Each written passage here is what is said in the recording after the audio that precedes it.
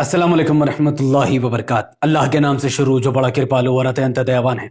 मैं हूं मोहम्मद हफीज अंसारी और आप देख रहे हैं the political. Barrister Asaduddin Owaisi साहब उत्तर प्रदेश के सिवाल खास में अपने प्रत्याशी को जिताने के लिए डोर टू डोर प्रचार के लिए निकले हुए थे।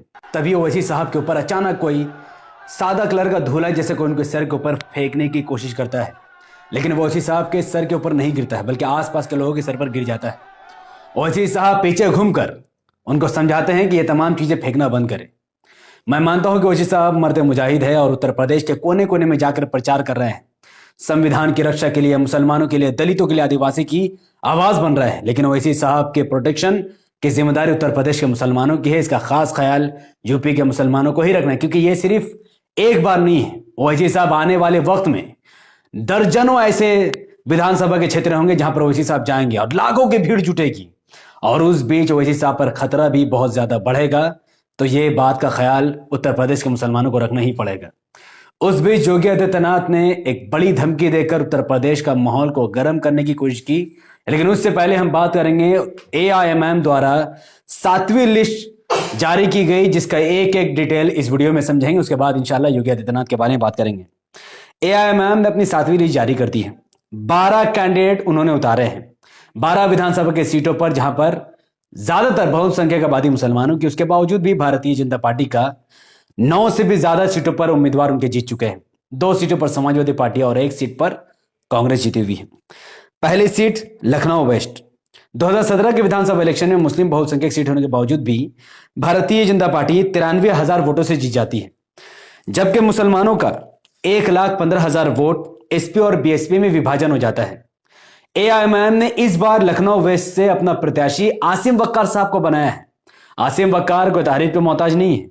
AIMM के नेशनल स्पोक्स पर्सन, आपने कई बार उनको टीवी में डिबेट करते हुए सुना होगा।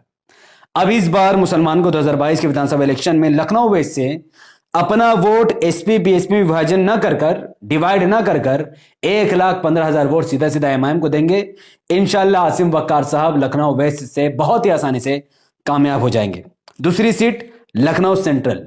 2017 के विधानसभा इलेक्शन में भारतीय जनता पार्टी ने 78,400 वोटों के साथ जीत हासिल कर ली थी, जबकि मुसलमानों का 1,13,000 वोट SP BSP में बढ़ गया। इस बार AIMM ने सलमान सिद्दीकी साहब को यहां से उतारा है।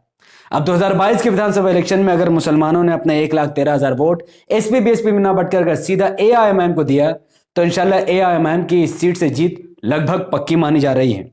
तीसरी सीट नौगवन सादात, जहां पर 2017 के विधानसभा इलेक्शन में 97,000 वोटों के साथ भारतीय जनता पार्टी का उम्मीदवार जीत जाता है, लेकिन 1,30,000 मुसलमानों का वोट SP BSP और RLD के मुस्लिम उम्मीदवारों में बढ़ जाता है।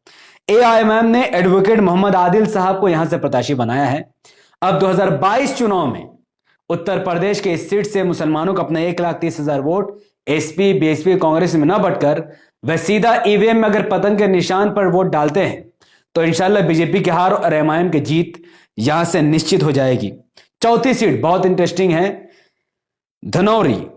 धनौरी उत्तर प्रदेश का वो सीट है जो कि शेड्यूल कास्ट के लिए आरक्षित सीट है। पिछली बार 2017 के विधानसभा इलेक्शन में BJP 1,02,000 वोटों के साथ जीत गई थी, जबकि BJP के खिलाफ वोट देने वाले लोगों की संख्या 1,20,000 थी, जिनका वोट SP BSP और RLD में बढ़ गया और जिसका सीधा फायदा BJP को हुआ। AIMM ने इस बार यहां से अपना दलित प्रत्याशी गीता रानी को उतारा है। अब अगर जो लोग BJP को हराना चाहते हैं, जिनका वोट 1,20,000 पिछली बार बढ़ गया SP BSP RLD में, इस बार वो अपने 1,30,000 वोट सीधा सीधा अगर पतंग के निशान पर डालेंगे तो इंशाल्लाह इस सीट पर भी BJP बहुत आराम से हार जाएगी। 5वीं सीट बिजनौर।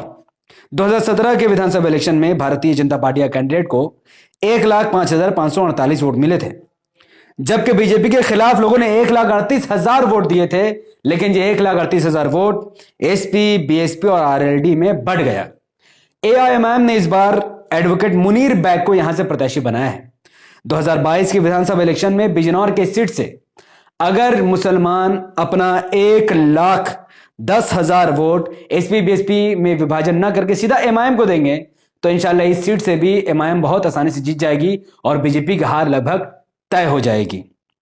छठी सीट की बात करते हैं, चांदपुर। 2017 के विधानसभा इलेक्शन में चांदपुर से भारतीय जनता पार्टी के प्रत्याशी को 92,345 वोट मिला था, जबकि 1,10,000 वोट कांग्रेस के मुस्लिम प्रत्याशी, समाजवादी पार्टी के मुस्लिम प्रत्याशी और बहुजन समाज पार्टी के मुस्लिम प्रत्याशी में बढ़ जाता है। इस चीज को देखते हुए इमाम ने यहां से यासिर अरफात तुर्क को अपना कैंडिडेट घोषित किया है।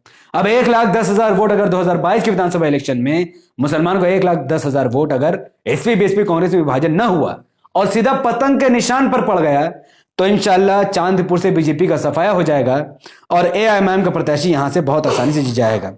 7वीं सीट है खड्डा। नाम ही बहुत भयानक है। मुझे नहीं पता कि इस सीट में ज्यादा खड्डे पाए जाते हैं या कोई और वजह से यहां पर खड्डा है। अगर वहां से कोई वीडियो देख रहा है तो कमेंट में मुझे जरूर बताएं। खड्डा विधानसभा सीट 2017 के इलेक्शन में भारतीय जनता पार्टी को 82,537 वोट मिले थे, जबकि 90,000 मुसलमानों का वोट एसपी, पीएसपी और एआईएमआईएम में बटा था। और अब ये वोट एक साथ आ जाए और बीजेपी किसी भी तरीके से हार जाए तो एआईएमआईएम ने यहां पर अख्तर वसीम साहब को अपना प्रत्याशी बनाया है। तो जो 1,10,000, 1 लाख के आसपास वोट जो 3 पार्टियों में बटा अगर इस बार सीधा पतंग में आ जाए तो खड्डा विधानसभा सीट से बीजेपी के लिए खड्डा खुद जाएगा और एआईएमआईएम यहां से जीतकर उस खड्डे को आराम से भर देगी। 8वीं सीट की बात करते हैं कुशीनगर। कुशीनगर जहां से बीजेपी के प्रत्याशी को 97,132 वोट मिला था, जबकि मुसलमानों का 98,000 वोट बहुजन समाज पार्टी और समाजवादी पार्टी में बढ़ गया। अब एआईएमआईएम ने अपना शफी अहमद नाम के प्रत्याशी को उतार दिया है। अब 2022 के विधानसभा इलेक्शन में कुशीनगर में अगर कुशीनगर के लोग चाहते हैं कि बीजेपी को हराया जाए तो उनको अपना पूरा 98,000 1 लाख वोट एआईएमआईएम के पतंग के निशान पर डालना होगा ताकि बीजेपी का सफाया हो जाए। अगर उन्होंने पतंग पर वोट नहीं डाला तो एसपी बीएसपी एक बार फिर बीजेपी को यहां से जिता देगी। तो फैसला आपको करना है। 9वीं सीट की बात करते हैं। यह बहुत इंटरेस्टिंग सीट है कानपुर, क्योंकि यहां से कांग्रेस का प्रत्याशी जीता हुआ है। कांग्रेस का प्रत्याशी, जी हां, जो कि एक मुसलमान है जिसको 81,169 वोट मिला था।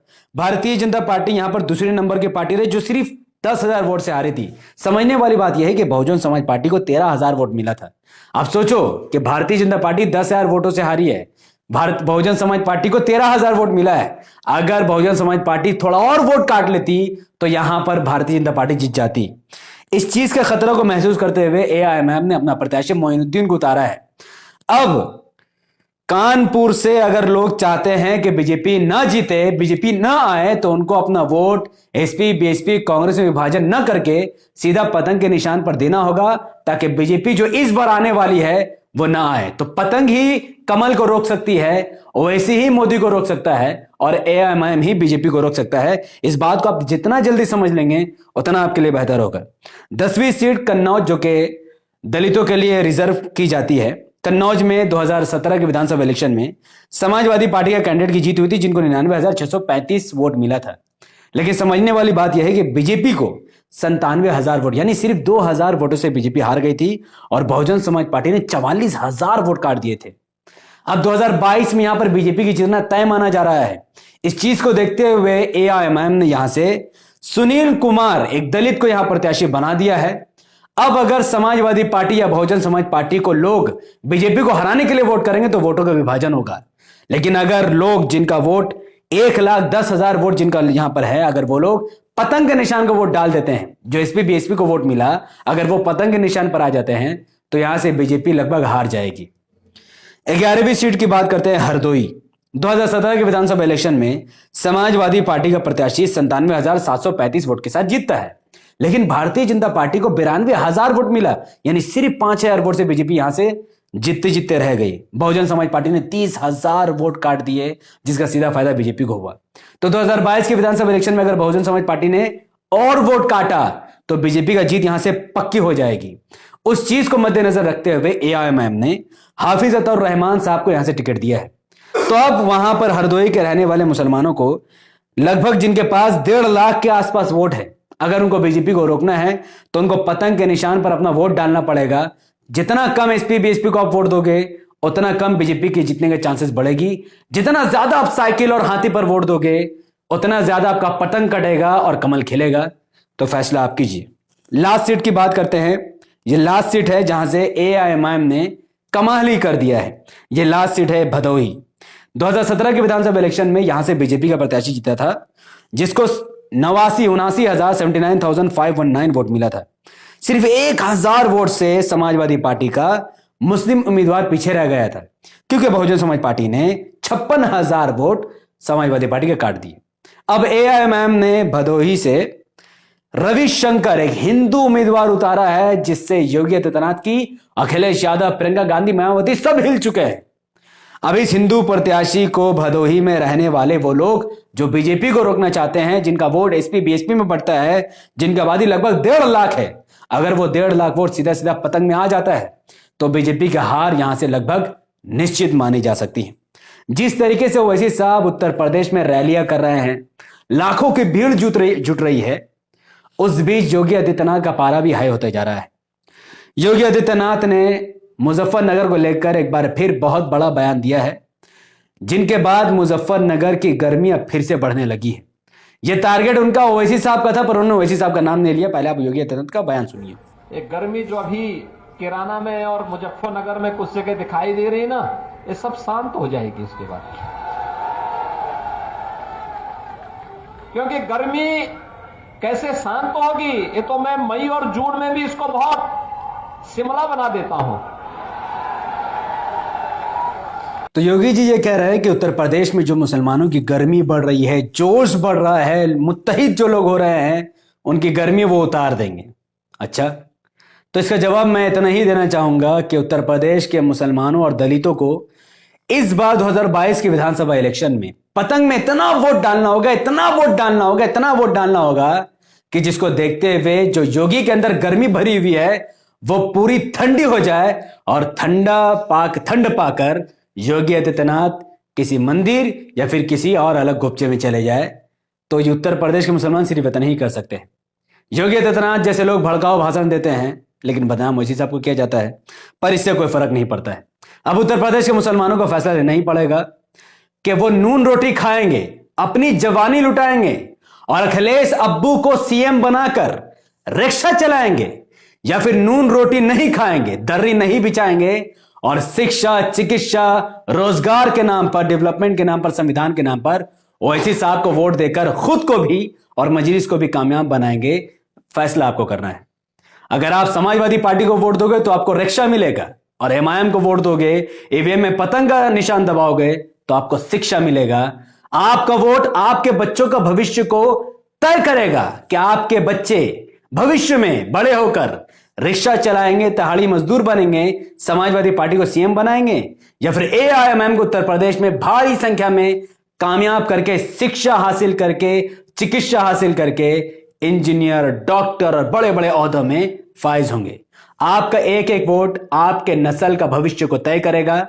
तो अपना वोट एसपी, बीएसपी, कांग्रेस में विभाजन करके भारतीय जनता पार्टी को फायदा ना पहुंचाए, बल्कि अपने वोटों को इन तमाम पार्टियों से समेटकर एक मत होकर भारी तादाद में एआईएमआईएम के पतंग के निशान पर वोट कीजिए, ताकि आप और आपके बच्चों का भविष्य उज्जवल हो सके और बहुत अच्छे राह में आप लोग चल सके। एआईएमआईएम ने अपनी 8वीं लिस्ट भी जारी कर दी है। अभी इस वीडियो में कितना डिटेल बताऊं, इंशाल्लाह अगली वीडियो में 8वीं लिस्ट का एक लिस्ट का डिटेल आपके सामने रखूंगा। तब तक इस वीडियो को उत्तर प्रदेश के लाखों लोगों तक पहुंचाने के लिए इसे लाइक कीजिए, इसके लिंक को व्हाट्सएप, फेसबुक, इंस्टाग्राम में शेयर कीजिए। अपनी बातों को कमेंट पर रखिए कि आप इस वीडियो को कहां से देख रहे थे। अगर आप यूपी से इस वीडियो को देख रहे हैं तो एमआईएम कितनी सीट लाएगी, ओवैसी साहब ने जहां जहां दौरा किया, आप में से कितने लोगों ने ओवैसी साहब से मुलाकात की, हाथ मिला, और जो इंसिडेंट हुआ है आप वहां पर थे कि नहीं थे, अब सब बात कमेंट पर जरूर की। हमारे यूट्यूब चैनल द पॉलिटिकल को सब्सक्राइब करें, बेल को हिट कीजिए। मुझे अपनी दुआ में याद रखें। अगर आप सब इस वीडियो को हमारे Facebook channel the political news पर देख रहे हैं तो इसे अभी कभी कम से कम 5 बड़े बड़े ग्रुप में शेयर कीजिए, मैसेंजर में, जहां आपका मन करे वहां शेयर कीजिए, पर लोगों तक ये पैगाम पहुंचाइए कि इस बार नहीं तो फिर कभी नहीं। बहुत बहुत शुक्रिया। हाँ, कुछ लोग मेरे फटे जैकेट पर कमेंट करेंगे कि भैया आप फटा हुआ जैकेट पहनते तो अच्छा नहीं लगता। फिर भी मैं बता दूं कि मैं इसका जवाब ज्यादा बढ़ चढ़ कर नहीं दूंगा, बस इतना ही बोलूंगा, मैं गरीब हूं बस। अस्सलाम वालेकुम रहमतुल्लाहि व बरकातहू। अल्लाह की सलामत रहमत व बरकात तमाम भाई और बहनों पर हो। मैं अल्लाह हबीब, पीस अपॉन अस।